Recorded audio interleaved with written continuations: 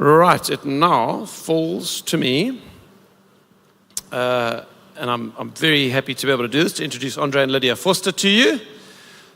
So, Andre and Lydia, Andre is a very organized guy. Are you guys at the back there?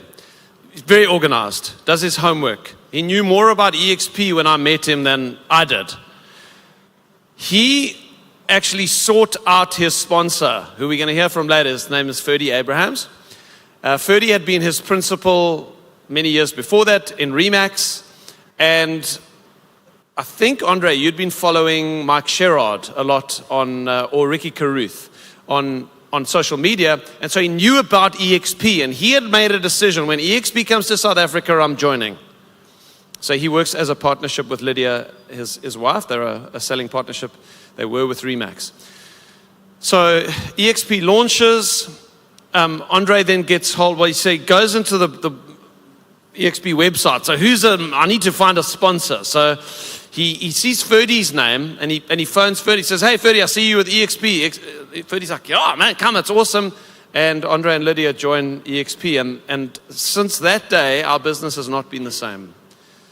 This is a phenomenal couple. Every time I have a conversation with anybody who's in real estate in Cape Town, and I'm trying to convince them to come to EXP, they say, oh, that Remax couple, Andre and Lydia Vorster, aren't they they are so well known in the Cape, it's made our job so much easier. So not only are they multiple time capping agents in South Africa, they've built a very large revenue share group. They've got 150 agents in their revenue share team. And not only that, they have become great friends. They are wonderful human beings. And I love being in business with you guys. So give a round of applause to Andre and Lydia Vorster.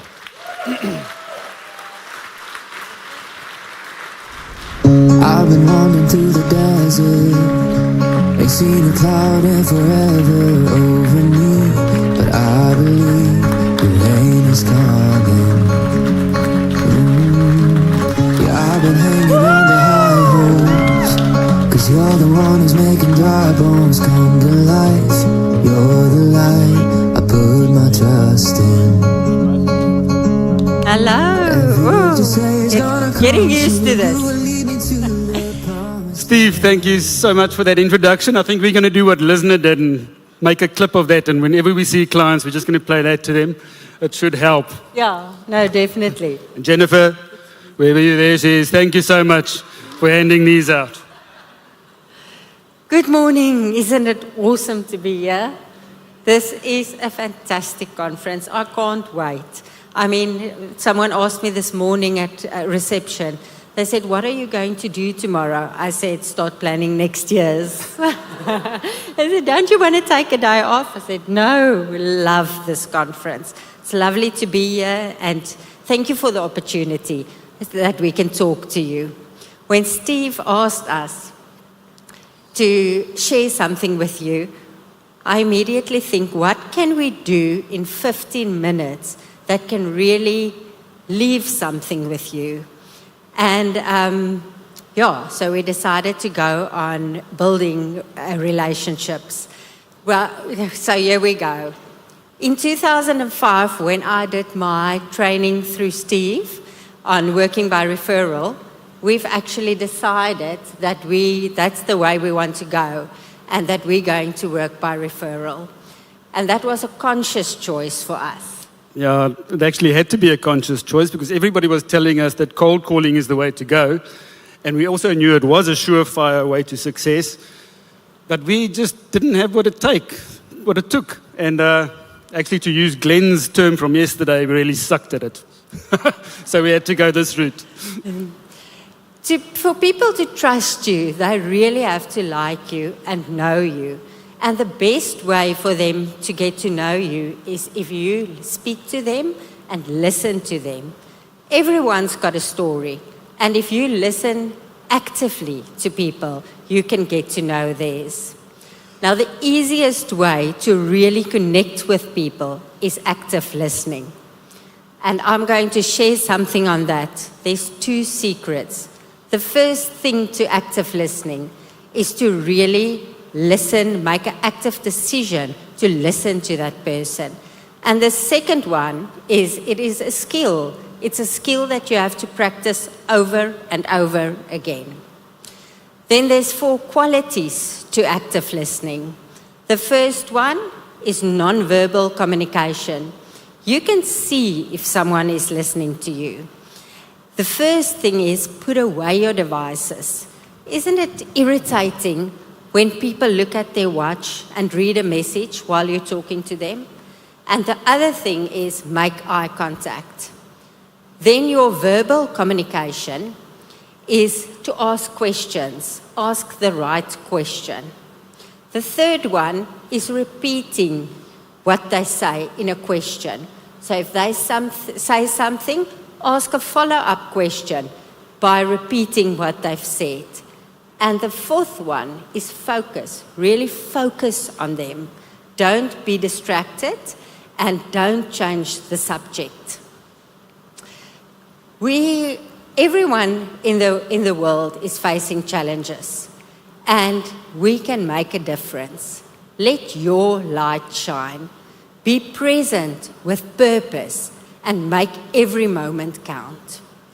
Now, I am blessed to have my husband as the one that knows systems, organized. I can't be an agent without Andre. So I'm going to let Andre describe to you what we do further to keep contact with the people and do it consistently. Really. Thank you, Lydia. Firstly, I just want to say, I married a real angel on earth. Lydia is just naturally, she is so good at creating warm relationships with people. People just love her because she's really got a caring heart. And speaking of listening, the skills she's talking about now, she's the master of that. She could tell me at any time what I said 15 years ago at a specific restaurant between the main course and dessert. She could tell me what I had for dessert and for the main course. And so it's quite scary, actually, at times. And the nice thing is we have 4 children. And I'm really blessed because those qualities of Lydia really did rub off on all our kids. So I'm surrounded, I'm blessed by these 5 people, and they stuck with me.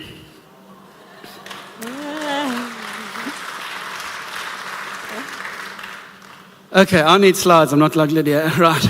So the main thing is these warm relationships that Lydia gets to create and so on. She will nurture them herself anyway because she keeps contact with them. But I've got to bring something to the party as well. So we sort of created systems. It's nothing fancy. It's all existing stuff. And we try and plug them into various systems so that we can sort of keep contact with them and nurture them and add further value to them in their lives. So for a start, obviously, we would take those same people, we'd plug them into our CRM with all their details, connect with them on social media on various platforms so that we can connect there.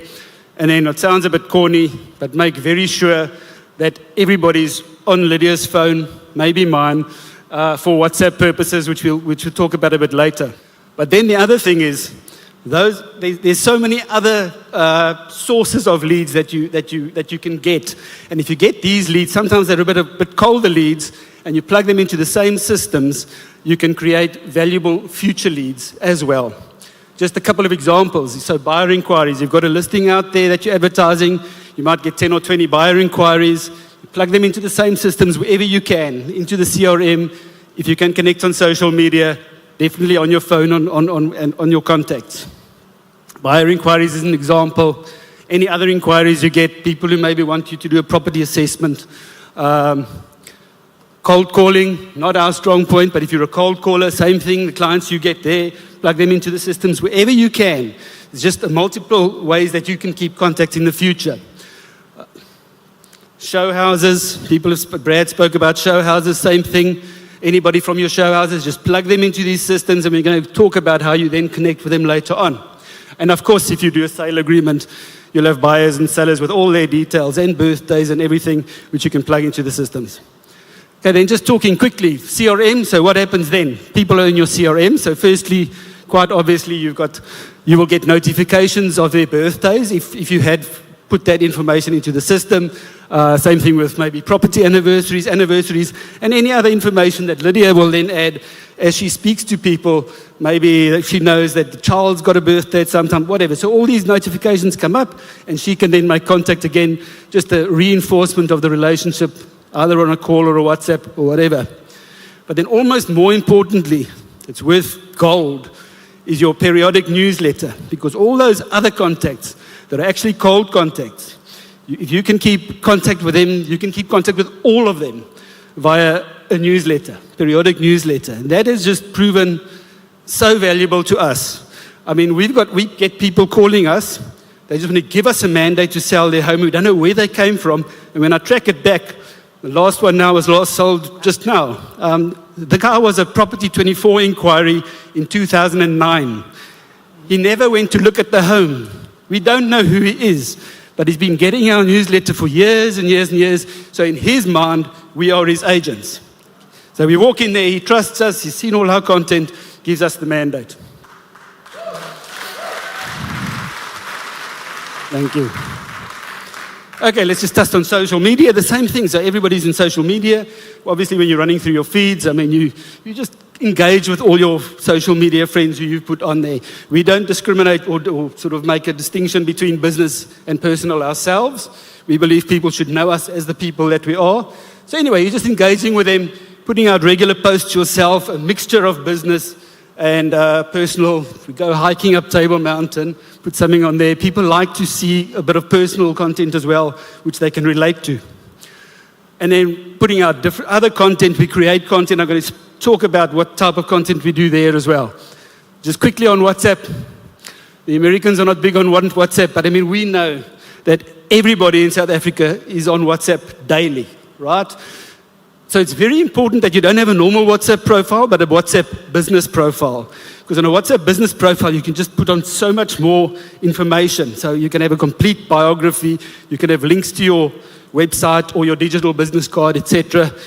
They've got a catalog function where you could put your listings or just articles or anything. So the point is, when you're engaging, so Lydia is on WhatsApp all day, every day, engaging with people directly or otherwise interacting on WhatsApp groups. We're all on groups. Whether it's your school's kids groups, sport groups, hobby groups, neighborhood watch. If I can jump in there, your WhatsApp status update. I try to update my status every day. And you'll be surprised of how many people that you don't talk to daily look at your status. That is actually mind-boggling. She shows me at the end of the day often how many views she's got on her WhatsApp status. So the more people you actually have on your contacts and they've got you on their contacts. Some people only use WhatsApp almost as a social media platform. They're just looking at WhatsApp status all the time. So that's another thing. Okay, talking about just content, newsletter, content creation, etc. One's got to find your own little niche. So we do various things. The main thing is trying to provide value to people when we put out our newsletter. Interesting information about your area or handy property tips, etc. I eventually made the leap and started doing videos. It was very difficult at the start, but it's turned out to be very valuable for us. That makes it easy. So I make a sort of an educational video about the sales process, the registration process, or the 72-hour clause, all sorts of problem areas, foot stewards, things like that. And when I've made that, that gives me a lot of content for social media or newsletters to send out. And it gives you very good traction because people are getting to know you. So if you're not making videos, you need to really start. It's like Lizna said yesterday, you don't have to be great to start, but you must start to be great. And I'm not great, but I'm putting it out there and people are relating to us because of that. But the other thing is, okay, that's the main problem. Why don't agents do newsletters or put out valuable content on these platforms? It's because we don't know what to do. We don't know what should we write about, what content should we create. Now that's just all become so easy lately with artificial intelligence and ChatGPT, etc. I mean, you can now, there's no excuse not to create content to put out there. We did a webinar, Steve and I actually, a complete webinar last year on just how I use ChatGPT to get content ideas firstly, create the complete content for those ideas in different formats. We'd gladly share the recording with you. We just go in depth into the different possibilities using ChatGPT, but there's no more excuses for any of us. Okay, starting to wrap up. So the main thing about content creation and putting it out there constantly, various types of content creation that will make you stand out as an expert in your area and in your field, is people are more likely to engage with businesses that they know and like and trust. So you need to build and nurture your relationships and add value with regular contact marketing. And in that manner, you'll stay top of mind and your personal brand will be known in your area. For extra reinforcing, we also do paid advertising on Facebook, Meta. So we'll, even if just property listings, we're advertising because you're geographically targeting them. So your sellers in the area are also seeing that you're advertising the listings. It's just extra reinforcing through the paid marketing platforms. Also just regular sort of branding, advertising and so on, very geographically targeted. Now I've been doing that for a long time and it can be quite technical in Meta businesses back end to do these things. But again, there's no more excuses because you've got platforms like Flow Marketing, which makes it very easy. They charge a subscription, but then they make it super easy for you to place the ads, and you only have to pay for the ad spend, apart from your monthly subscription. And luckily, we at EXP, thank you, Andrew, we have a free subscription to Flow Marketing, so we only have to pay for the ad spend. Okay, then the other thing, this is it. So your business usually goes up and down. Ours did as well. And the reason it goes up and down very often is because you neglect the lead generation activities. It's just so easy to rather do other stuff. It's so easy. So if I say you should time block for whatever lead generation activities you choose to do. Get your own thing that works for you. These are just ideas. Time block that. Make sure it's like a doctor's appointment. You don't do anything else in that time. Because it's just so easy. Obviously, we'd rather go and have a coffee with a client or a colleague or whatever. There's always something better to do. And you get a new listing, you're running around with buyers, you're doing OTPs. So for a couple of weeks, no lead generation is being done, and you feel that later on. So make sure you do that. Time block it. Effort plus consistency, that's the big thing, equals results. Thank you. I specifically just want to thank all our American friends that we've made for the huge sacrifice of your time and coming out and sharing all your valuable information with us. It's been so great getting to know you, and we really, really appreciate it. Steve, we can never thank you enough for being such a good mentor and a friend. No, thank you, guys. If Give me I a round of can applause. just- Stay here. Last one. Can I end with a No, go for quote? it. I'm going to ask you some questions anyway. Okay, if I can just end with a quote from Mother Teresa. We can't all do great things, but we can do small things with great hearts. Great hearts. Great. Thank you. Stay here. Stay here. Stay here. Stay here. Aren't they wonderful? Huh? Thanks. So, I remember a friend of mine who was actually a Harcourts trainer said to me one day, he said, Stephen, what you've taught agents to do for 20 years is systemized love. So, and what he was saying was, I've always taught on this thing, database. You've got to have a database, and you've got to have meaningful contact with that database, and an email newsletter is the foundation of your database communication, because then your database can get as big as you want it to. You can have 10,000 people on your database list, and they're getting a weekly email or a fortnightly email, and if they don't like it, they can unsubscribe. That's how I've built my business, bulk email. But the point, I think a lot of agents think that is like the antithesis of caring for people. And actually, well, I mean, talk to that. Like, it's not that you don't care. It's you are building relationships, but you do. So just talk to how those two interact, the relationships and the technology. I go. Look, the business we're in is primarily personal relationships. So the part that Lydia does, I don't do as successfully, is the primary thing for an estate agent. You got to create warm relationships with people. They must really know you and like you, and they will send you referrals later on. So we plug them into systems, but that's not to get rid of them. Lydia still keeps contact with them on a personal basis. But your systems, especially, like I explained, that can add the masses with who you won't have personal relationships for any reason until they get to know, because you just don't have contact with them. And those systems, especially newsletters, etc., a buyer that's plugged into the system, if you don't plug him in and years later you realize you've missed out on 5,000 contacts. Birthdays. I mean, even birthdays. If it's not in the system, you wouldn't remember. Exactly. And people like buyers, you don't have their birthdays. Yeah. So you've got to keep contact in a different way. So if you're not using the tech, you're not going to remember the birthday, That's right. and that's highly relational, isn't it? Yeah. So, guys, I think there's a huge lesson to be learned in all of that. One last question I've got is, so there's an agent sitting out here somewhere. In fact, most of them, if they don't have a partner that they're working with, I mean, you guys are quite opposite, and we generally do marry our opposites. We complement each other's strengths, and you're the systems guy, you're good at relationships. There's an individual agent here sitting saying, I can't do that. I can't do the tech. I can't do the database. I don't like the bulk email. I don't know where to start. What would your advice be to them? Definitely get an assistant. I mean, the systems are also easy. With EXP, you get the CRM, a choice, and PropCon is easy. It's short video, so you can do it. I can do it, and I hate tech. But she doesn't like doing it. But I do it. So but if you then can get an assistant, even if it's for an hour a day or an hour a week, because they can just update that for you. Right. Yeah. We are very fortunate to have each other, but you must understand we work as one agency. No, we're not two agents bringing in our own income each. We work as one.